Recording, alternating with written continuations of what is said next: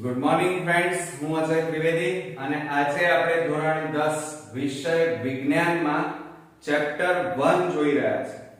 મિત્રો, ચેપ્ટર 1 ના આજે આપણે છઠ્ઠા ભાગમાં મળી રહ્યા છે. આ પહેલા આપણે કુલ 5 ભાગ આ ચેપ્ટરના ડીપમાં સમજી ચૂક્યા છીએ. તો આજે આપણે બોર્ડની એક્ઝામ માટે ખૂબ જ ઇમ્પોર્ટન્સ બે અગત્યના 3 માર્ક્સ અને 2 માર્ક્સમાં પૂછી શકાય એવા અગત્યના પ્રશ્નોની ચર્ચા કરીશું.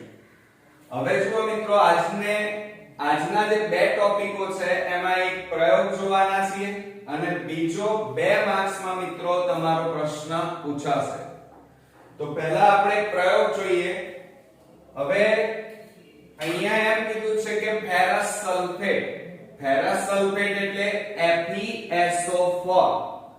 આ ફેરસ સલ્ફેટ રંગે લીલાશ પડતા રંગનો હોય.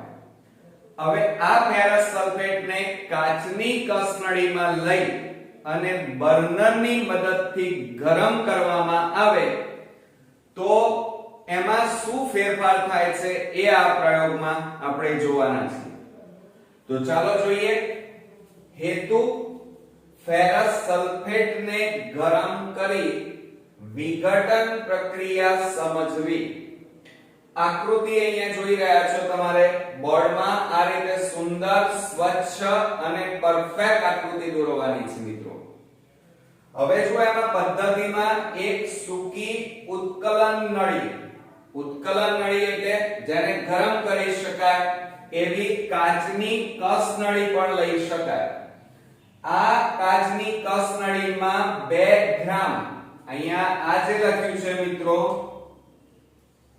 એ 2 ગ્રામ સ્ફટિકમય ફેરસ સલ્ફેટ એટલે FeSO4 કહેવાય. બરોબર? ફેરસ સલ્ફેટ લો અને ત્યારબાદ આ ફેરસ સલ્ફેટને એટલે કે ઉત્કલન નળીને બર્નરની મદદથી ગરમ કરો. ગરમ કરતી વખતે આ ઉત્કલન નળીમાં રહેલા ફેરસ સલ્ફેટના સ્ફટિકના રંગમાં શું પરિવર્તન થાય છે એ તમારે જોવાનું છે. ગરમ કરતી વખતે સ્ફટિકમય ફેરસ સલ્ફેટના રંગને ધ્યાનથી જુઓ. હવે અવલોકનની વાત કરીએ તો સ્ફટિકમય ફેરસ સલ્ફેટનો રંગ એ લીલાશ પડતા રંગનો અથવા તો મિત્રો આછા લીલા રંગનો છે. કેવા રંગનો છે? આછા લીલા રંગનો. પરંતુ આ ફેરસ સલ્ફેટને ગરમ કરતા એમાં રંગ બદલાય છે. એટલે કે સ્ફટિકમય ફેરસ સલ્ફેટને ગરમ કરતા ફેરિક ઓક્સાઇડ બને છે.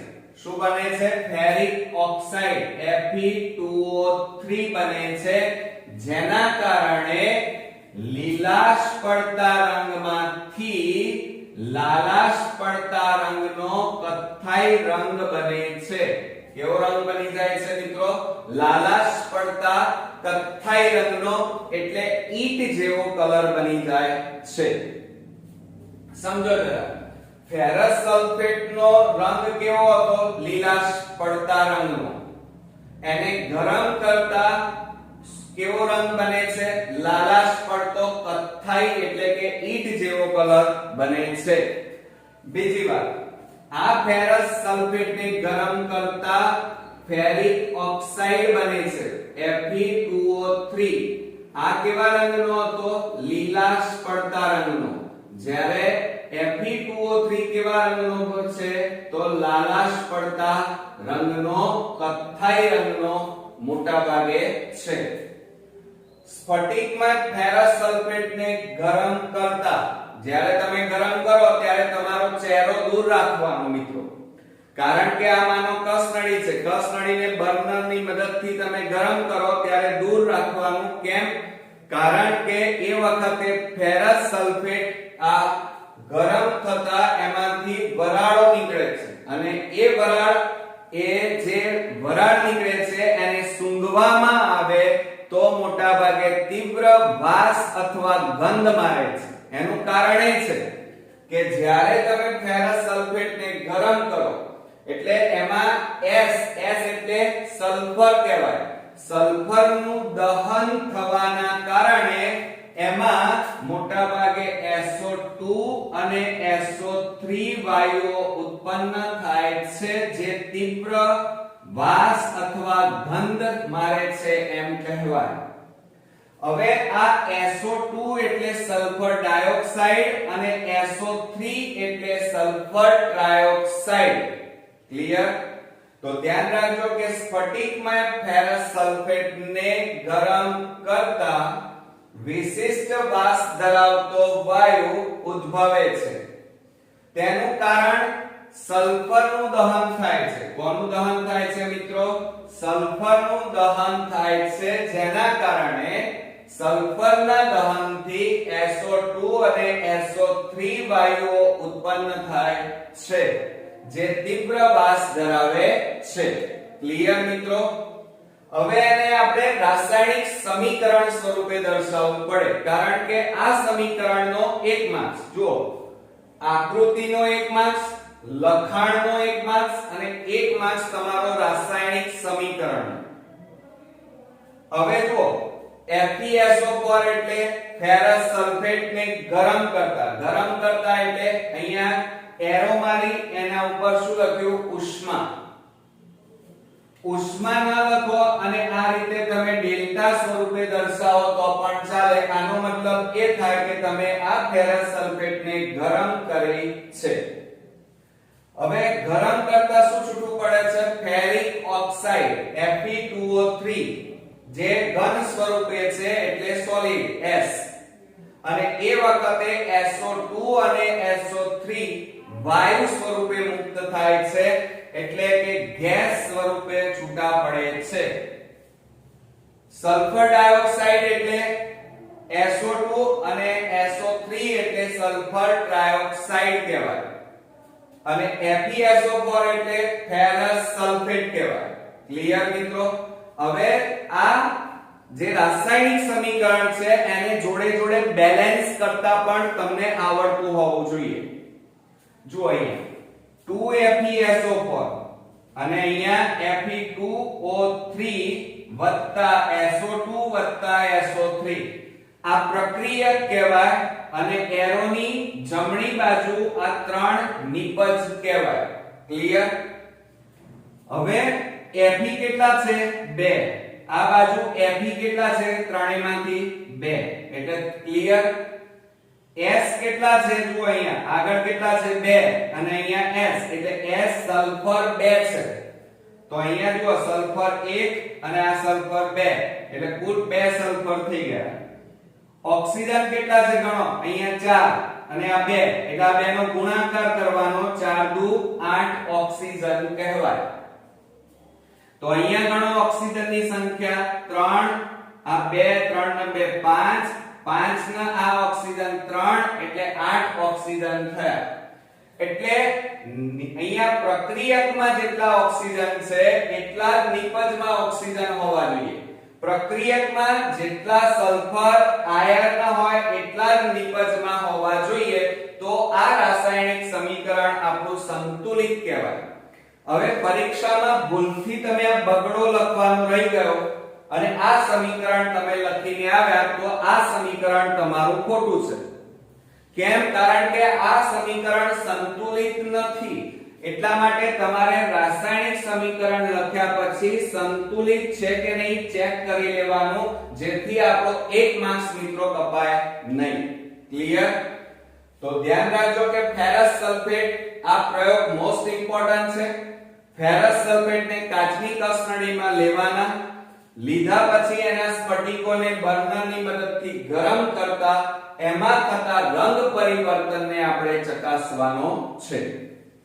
ગરમ કરો એટલે ફેરસ સલ્ફેટ નો રંગ લીલો હતો, પરંતુ ગરમ કરતા એ લાલાશ પડતા રંગનો કથ્થાઈ રંગ ધારણ કરે છે. સાથે સાથે આ ફેરસ સલ્ફેટને ગરમ કરતા એમાં તીવ્ર વાસ એટલે કે ગંધ મારે છે, તીવ્ર વાસ વાળો વાયુ ઉત્પન્ન થાય છે.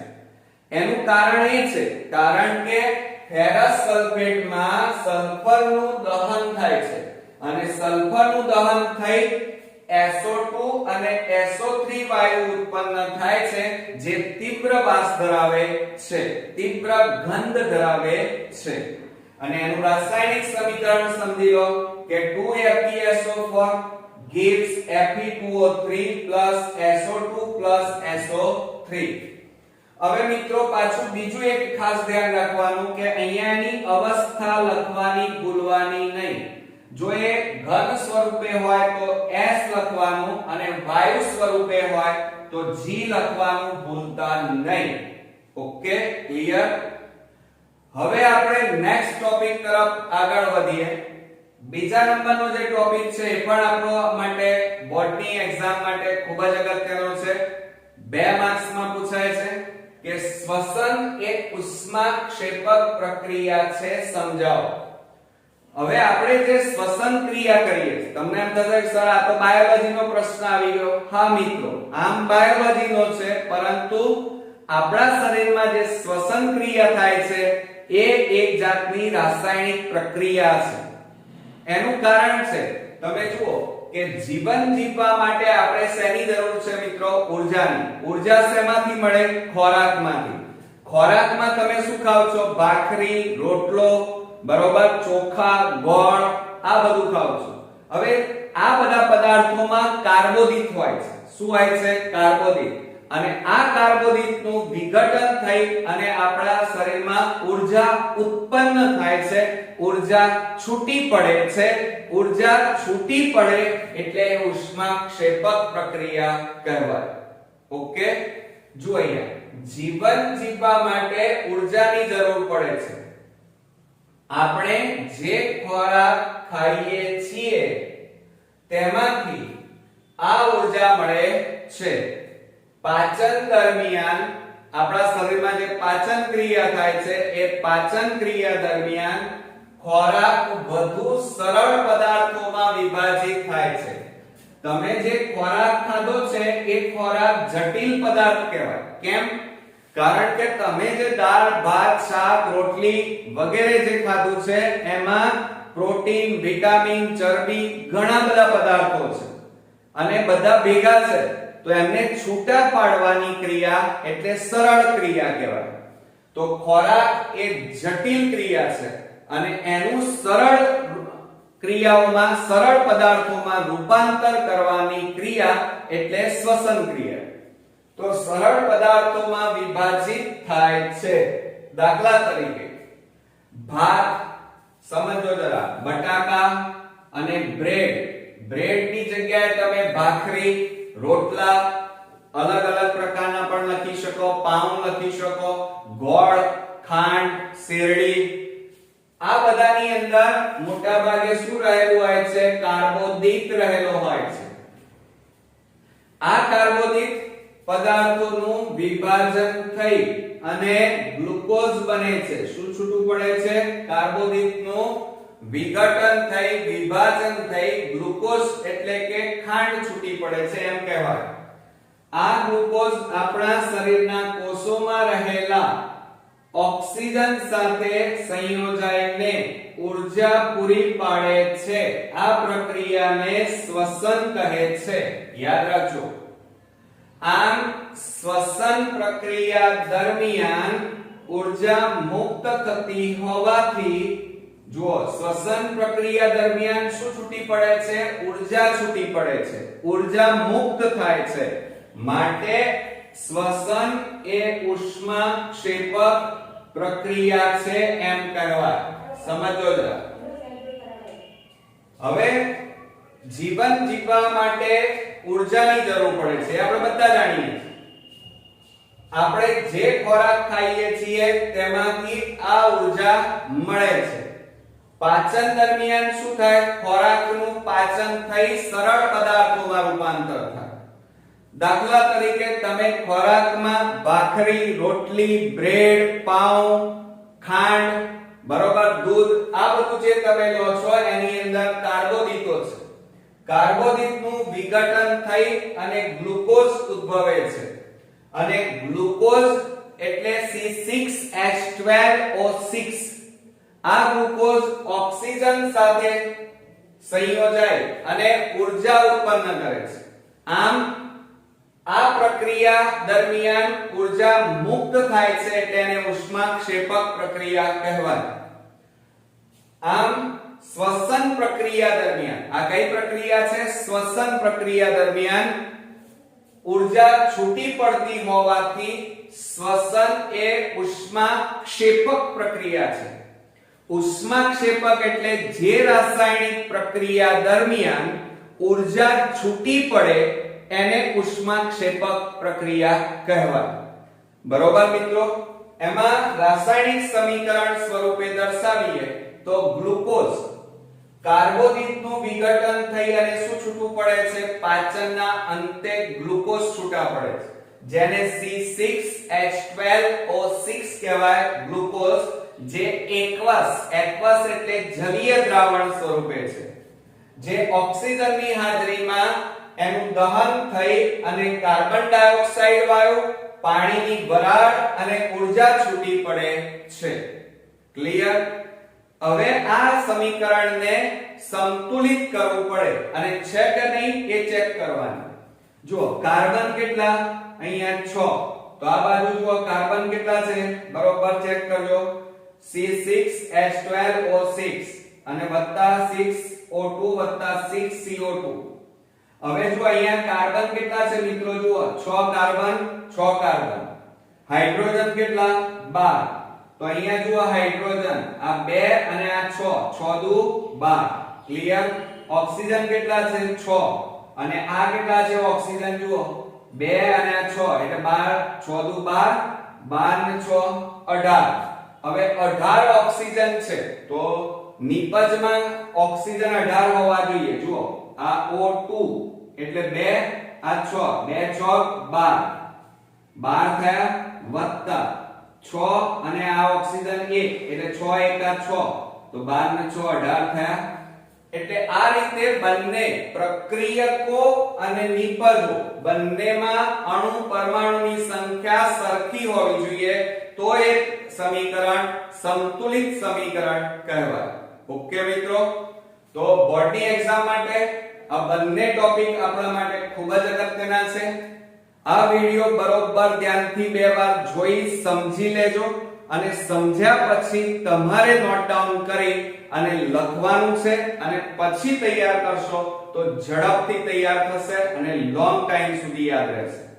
તો નેક્સ્ટ વિડિયોમાં પાછા ફરી મળીએ આ ચેપ્ટરમાં. ત્યાં સુધી ગુડ નાઈટ મિત્રો.